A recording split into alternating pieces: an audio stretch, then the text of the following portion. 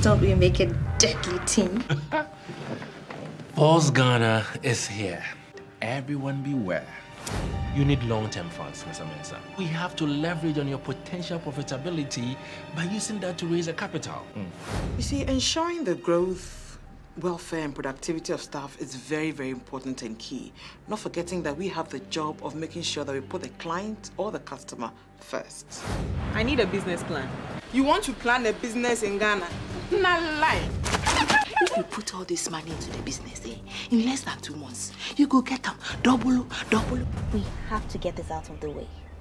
Because business is all about trust. And if we can hide something as sensitive as this from our spouses, then we would have breached their trust. Et toi, Efendo. I say, si on fait un tourniquet, et dali prem. Oh, je me fais un peu par quoi Yeah. Ah, now Susanna. One city and fan koya kwanche bi akọ. Eba. Solution say bye.